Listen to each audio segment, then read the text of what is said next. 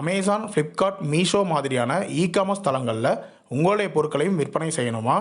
Ecom master சேனலுடைய கட்டண வகுப்பில் அதற்கான முழு தகவல்களும் வீடியோ வடிவில் உங்களுக்கு கிடைக்கும். கட்டணம் ரூ. 1499 மட்டுமே. மேலும் உங்களது சந்தேகங்கள் மற்றும் கேள்விகளுக்கான பதில்கள் உடனுக்குடன் உங்களுக்கு தெரிவிக்கப்படும். வீடியோவை பெற உடனே தொடர்பு கொள்ளவும். அனைவருக்கும் வணக்கம். இகாமர்ஸோட இந்த வீடியோவில் நம்ம எதை பற்றி பார்க்க போகிறோம் அப்படின்னா, மீஷோவில் கமிஷனே கிடையாது அப்படின்னு சொல்கிறாங்கல்ல, அது உண்மையா அப்படிங்கிறத பற்றி தான் டீட்டெயிலாக பார்க்க போகிறோம். நீங்கள் நம்ம சேனலில் பார்த்தீங்கன்னா தெரியும், இது வரைக்கும் நம்ம இகாமர்ஸ் பிளாட்ஃபார்ம் அப்படின்னாவே அமேசானை பற்றி மட்டும்தான் மோஸ்ட்லி நம்ம பேசியிருப்போம். இன்ன வரைக்கும் ஃப்ளிப்கார்ட் பற்றி, மீஷோ பற்றிலாம் நம்ம இது வரைக்கும் பேசினதில்லை. ஃப்ளிப்கார்ட் பற்றி கண்டிப்பாக ஃப்யூச்சரில் வரும். அதோடைய சீரியஸ் நான் இப்போ தான் ரெடி பண்ணிகிட்ருக்கேன், அது வரும் ஃப்யூச்சரில். மீஷோ பற்றி பார்த்தீங்கன்னா மோஸ்ட்லி வருமா என்னங்கிறது எனக்கு தெரியல. இது வரைக்கும் நான் மீஷோ பற்றி ஒரு வீடியோ கூட நான் போடாமல் இருக்கும்போதே அந்த பிளாட்ஃபார்ம் எந்த அளவுக்கு ஒர்த்தானது செல்லருக்கு அப்படிங்கிறத நீங்கள் புரிஞ்சிட்ருப்பீங்க. மீஷோ பார்த்தீங்கன்னா பையர் ஃப்ரெண்ட்லி, 300% பையர் ஃப்ரெண்ட்லி. ஏன் அப்படின்னு பார்த்தீங்கன்னா, பொருளை வாங்கிட்டு புது துணியை வாங்கிட்டு பழைய துணியை வச்சு அனுப்பிச்சி விட்றலாம். நம்ம ஒரு பாக்ஸ் ஆர்டர் போட்டிருப்போம், அந்த பாக்ஸை வாங்கிட்டு உள்ள மண்ணை வச்சு விட்டு நம்ம பாட்டுக்கு அனுப்பிச்சி விட்றலாம். ஒரு ஹெட்ஃபோன் வாங்கியிருப்போம், அந்த ஹெட்ஃபோனை வாங்கிட்டு பழைய பிஞ்சு போன ஹெட்ஃபோனை திரும்ப வச்சு அனுப்பிச்சி விட்றலாம். கேட்க ஆள் இல்லை. ஸோ இது பையர் ஃப்ரெண்ட்லி, சரிங்களா? இதனால் மீஷோ பிளாட்ஃபார்ம் பார்த்தீங்கன்னா பையருக்கு 100% ஃப்ரெண்ட்லியான ஒரு பிளாட்ஃபார்ம். அப்படியே செல்லர் சைடு பார்த்தீங்க அப்படின்னா அந்த நஷ்டம் எல்லாம் டைரெக்டாக செல்லருக்கு தான் போய் சேருது. இதை பிகினர்ஸ் புரிஞ்சுக்கிறதே கிடையாது. என்கிட்ட வரக்கூடிய மோஸ்ட்லி வரக்கூடிய பிகினர்ஸ், நான் மீஷோவில் பிஸ்னஸ் பண்ண போகிறேன் அப்படின்னு தான் வராங்க. நம்ம கோர்ஸ்லேயே நம்ம மீஷோ ஆட் பண்ணதுக்கான ரீசனும் அதுதான். ஏன்னா அங்கே ரூல்ஸும் இல்லை, கமிஷனும் கிடையாது. அதனால் நான் மீஷோவில் தான் செல் பண்ணுவேன் அப்படின்னு தான் வராங்க. சிம்பிளாக நான் ஒரே ஒரு விஷயம் சொல்கிறேன். நீங்கள் அமேசானில் ஓப்பனாக நான் இவ்வளோ கமிஷன் எடுப்பேன், நான் டாய்ஸா அதுக்கு இத்தனை % எடுப்பேன், பியூட்டி ப்ராடக்டா நான் இத்தனை % எடுப்பேன், பேபி ப்ராடக்டா நான் இத்தனை % எடுப்பேன், ப்ளஸ் டெலிவரி சார்ஜா நான் லோக்கல்லேருந்து ஆர்டர் வந்தால் இவ்வளோ எடுப்பேன், ரீஜனல்லேருந்து ஆர்டர் வந்தால் நான் இவ்வளோ எடுப்பேன், நேஷனல்லேருந்து வந்தால் இவ்வளோ எடுப்பேன், அதுக்கு ஜிஎஸ்டி எத்தனை % போடுவேன், டிசிஎஸ் இத்தனை % பிடிப்பேன் அப்படின்னு தெளிவாக ஒரு சார்ட்டை போட்டு நம்மகிட்ட கொடுத்துட்றாங்க. அந்த சார்ட் படி நம்ம என்ன பண்ணுவோம் அப்படின்னா, நம்மளுடைய ப்ரைஸை கால்குலேட் பண்ணிவிட்டு அதுக்கு மேலே நம்மளுடைய கமிஷன்ஸை வச்சு இங்கே லிஸ்ட் பண்ணி அதுக்கான லாபத்தை நம்ம எடுத்துகிட்டு அதுக்கான ஜிஎஸ்டியை கட்டி கரெக்டாக பிஸ்னஸை ஒரு வழியில் கொண்டு போயிட்டு இருக்க முடியும். ஆனால் இங்கே மீஷோவில் பார்த்தீங்கன்னா எதுவுமே கிடையாது, எனக்கு நீங்கள் கமிஷனே கொடுக்க வேண்டாம், ஃப்ரீ அப்படின்னு சொல்லிட்டு வேறு பல வகைகள்லேருந்து நம்ம என்ன பண்ணுறாங்கன்னா, மீஷோ நம்மள்ட்ட பணத்தை எடுக்கிறாங்க. அது நமக்கே புரியாது. நீங்கள் மீஷோவில் செல் பண்ணிகிட்டு இருக்கக்கூடிய பிகினர்ஸாக இருந்தாலும் சரி, ஏற்கனவே செல் பண்ணிட்டு இருக்கக்கூடிய செல்லர்ஸாக இருந்தாலும் சரி, ஒரு விஷயத்தை நல்லா நோட் பண்ணி பார்த்துருப்பீங்க. நீங்கள் லிஸ்ட் பண்ண ப்ரைஸ் 200 ரூபாய்க்கு தான் லிஸ்ட் பண்ணியிருப்பீங்க.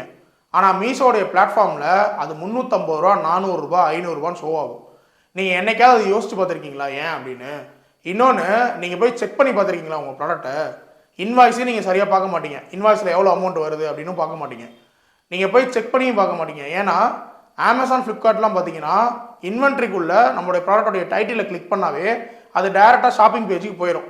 அங்கே போய் நம்மளுடைய லிஸ்டிங் எப்படி இருக்குது, அந்த பை பண்ணுற இடத்துல எப்படி இருக்குது, ப்ரைஸ் எவ்வளோ வருது, எல்லாத்தையும் நம்ம உடனடியாக நம்ம பார்த்துக்க முடியும். ஆனால் மீஷோவில் அப்படி ஒரு ஆப்ஷனே கிடையாது.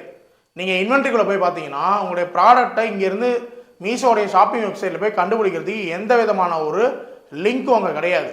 உங்கள் இமேஜ் கீழே ஒரு நம்பர் போட்டிருப்பாங்க. அந்த நம்பரை எடுத்துகிட்டு போய் நீங்கள் மீஷோவில் போட்டு தேர்னிங்கன்னா தான் உங்கள் ப்ராடக்ட்டை கண்டுபிடிக்க முடியும். அந்த நம்பரை எடுத்துகிட்டு போய் மீஷோவில் தேர்னிங்க அப்படின்னா மோஸ்ட்லி உங்கள் ப்ராடக்ட் வரவே வராது. சம்டைம்ஸ் வரும், சம்டைம்ஸ் வராது. அப்போது ஏன் இந்த மாதிரி ஒரு லிங்க் அவங்க கொடுக்கல அப்படின்னா, நீங்கள் பண்ணுற லிஸ்டிங்லாம் இமீடியட்டாக நீங்கள் செக் பண்ணிடுவீங்க. நீங்கள் சீரியல் நம்பர் போட்டு செக் பண்ணும்போது 2 வாட்டி செக் பண்ணுவீங்க, அதுக்கப்புறம் விட்டுருவீங்க. சரி, ஆர்டர் வந்தப்புறம் பார்த்துக்கலான்ட்டு ஆர்டர் வந்தால் அதை ப்ராசஸ் பண்ண தான் நீங்கள் மும்முரமாக இருப்பீங்க, இன்வாய்ஸை செக் பண்ண மாட்டீங்க. அப்போது 200 ரூபாய்க்கு நீங்கள் லிஸ்ட் பண்ணியிருப்பீங்க, ஷோ ஆகிறது 350 ரூபான்னு ஷோ ஆகும். இந்த 350 ரூபாவில் ஒரு ஆர்டர் டெல்லிக்கே வருதுன்னு வைங்க, அது நேஷனல் ஆர்டர். அமேசானில் நேஷனல் ஆர்டருக்கு 90 ரூபா சார்ஜ் பண்ணுறாங்க. இந்த 90 ரூபா பார்த்தீங்கன்னா 3 நாளில் கொண்டு போய் பொருளை சேர்த்துடுறாங்க. நீங்கள் மீஷோவில் ஒரு ஆர்டரை போட்டு பாருங்கள், டெல்லியில் போய் சேர்றதுக்கு 10லேருந்து 15 நாள் டைம் எடுத்துக்கும்.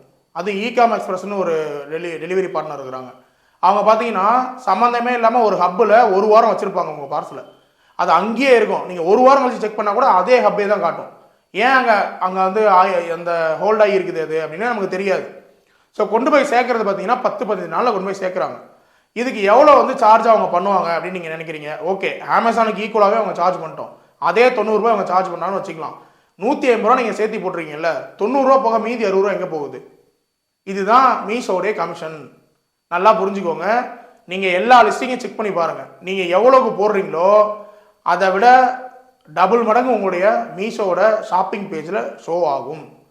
இது கொரியர் சார்ஜ் அப்படின்னு நம்ம எடுத்துக்கிட்டாலும் கூட கொரியர் சார்ஜ்னா எவ்வளவு 500 கிராமுக்குள்ளே உங்களுடைய பொருள் இருக்குது, அதுக்கு கொரியர் சார்ஜாக எவ்வளோ வரும் அதிகபட்சமாக?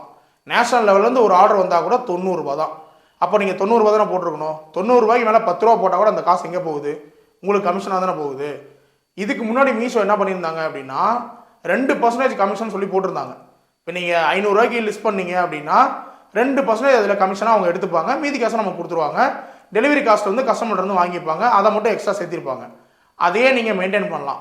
அப்படி இல்லைனா அமேசான் மாதிரி ஒரு சார்ட்டை போட்டு நான் வந்து இந்த பொருளுக்கு 2% எடுப்பேன், இந்த கேட்டகரிக்கு 3% எடுப்பேன், இந்த கேட்டகரிக்கு 5% எடுப்பேன் அப்படின்னு ஒரு சார்ட்டை போட்டிங்கன்னா நாங்கள் தெரிஞ்சுக்குவோம்ல எந்தெந்த கேட்டகரிக்கு எவ்வளோ எடுப்பாங்க அப்படின்னு.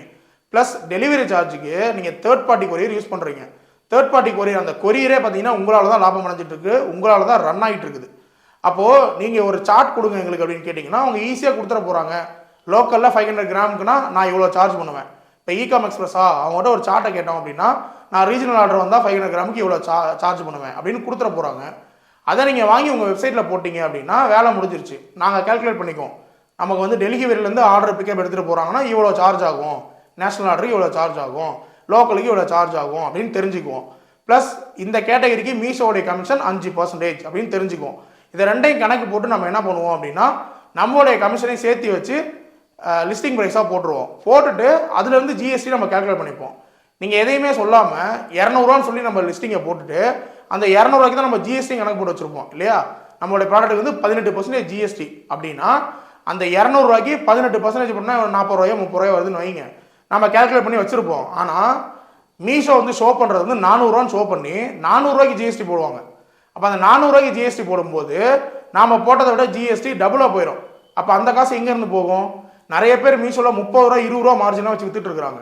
இந்த மாதிரி ஜிஎஸ்டி காசு வந்து 30 ரூபா 40 ரூபா சேர்த்தி போனால் நமக்கு என்ன லாபம் இருக்கும்? அதில் யோசிச்சு பாருங்கள். 50 ரூபா மார்ஜினில் மீஷோவில் ஒருத்தர் ஒரு பொருளை லிஸ்ட் பண்ணுறாரு, 70 ரூபாய்க்கு வாங்கிட்டு வந்தார், 120 ரூபாய்க்கு லிஸ்ட் பண்ணான்னு சொல்கிறாரு.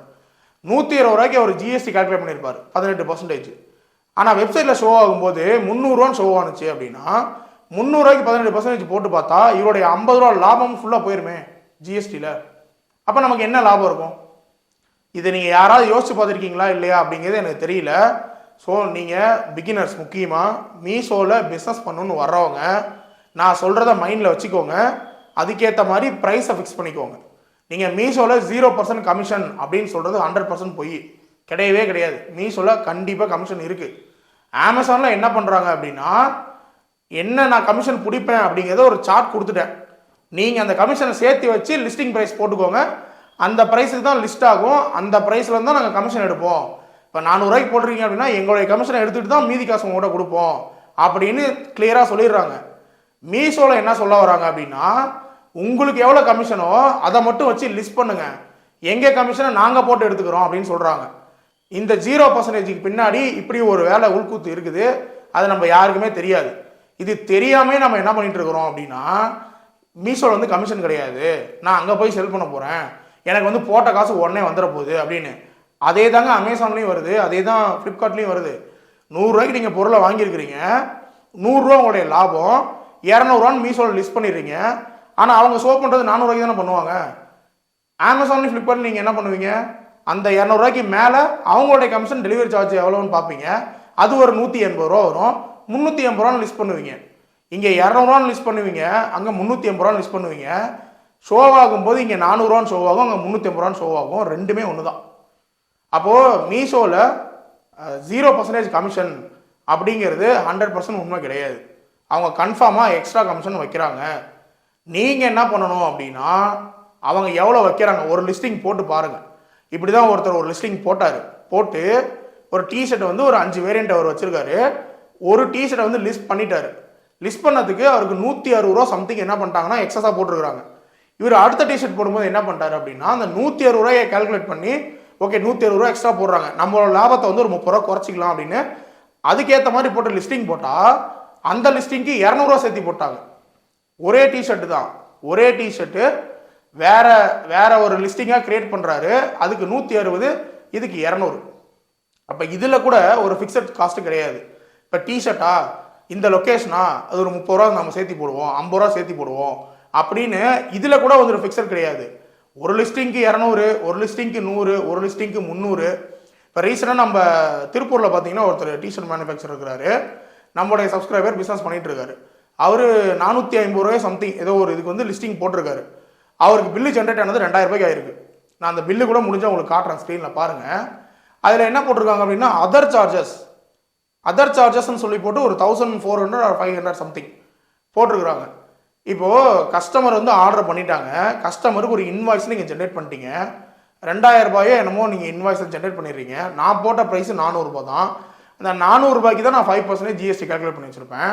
இப்போ நீங்கள் வந்து மேலே 1500 ரூபாய் போட்டு 2000 ரூபாய் போட்டிங்கன்னா 2000 ரூபாய்க்கு 5% ஜிஎஸ்டினா அந்த ஜிஎஸ்டி நான் ஏன் கட்டணும்? புரியுதா உங்களுக்கு? 500 ரூபாய்க்கு நான் பொருளை விற்கிறேன், அதுக்கான ஜிஎஸ்டி தான் நான் கட்டுவேன். மேலே 1500 ரூபாயை போட்டுவிட்டு அதுக்கான ஜிஎஸ்டி நான் எப்படி கட்ட முடியும்? அப்போ அந்த 500 ரூபாய்க்கு நான் பொருளை விற்கும்போது எனக்கு என்ன லாபம் கிடைச்சிட போகுது அதில்? இதுதான் மீஷோவில் நடக்கக்கூடிய ஒரு தில்லாலங்கடி வேலைன்னு நம்ம சொல்லிக்கலாம். ஸோ நீங்கள் மீஷோவில் பிஸ்னஸ் பண்ண வரணும்னு நினைக்கிற பிகினர்ஸ் நல்லா மைண்டில் வச்சுக்கோங்க. 0% கமிஷன்லாம் கிடையவே கிடையாது மீஷோவில். கன்ஃபார்ம் அவங்க நம்ம போகிற லிஸ்டிங் ப்ரைஸுக்கு மேலே கமிஷன் ப்ளஸ் டெலிவரி சார்ஜஸ் சேர்த்து எக்ஸ்ட்ரா ஒரு அமௌண்ட்டை போட்டு தான் ஷோ பண்ணுறாங்க.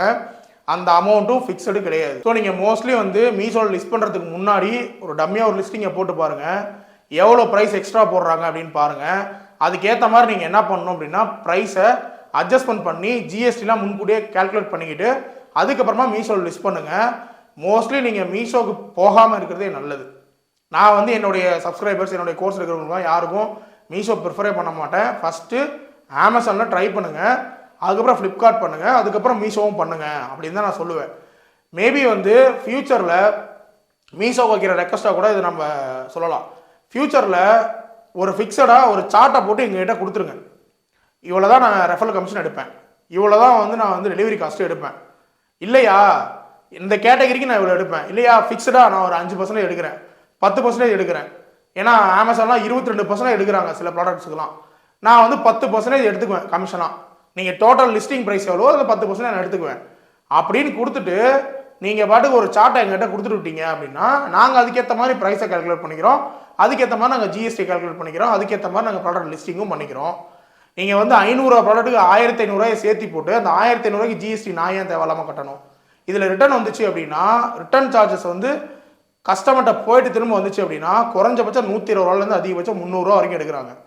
இந்த up and down return cost 300 ரூபா வரைக்குமா போகும்? அப்புக்கு 60 ரூபா, டவுனுக்கு 60 ரூபானா கூட 120 ரூபா ஓகே. 250 ரூபா 270 ரூபாலாம் சில ப்ராடக்ட் எடுக்கிறாங்க. அந்த 270 ரூபாலாம் எப்படி காஸ்ட் போகுது? அப் அண்ட் டவுன் மிஞ்சி போனால் ஒரு 150 ரூபா தான் வரும். அப்போ மீதி போகிற அந்த 150 ரூபா எங்கேருந்து போகுது?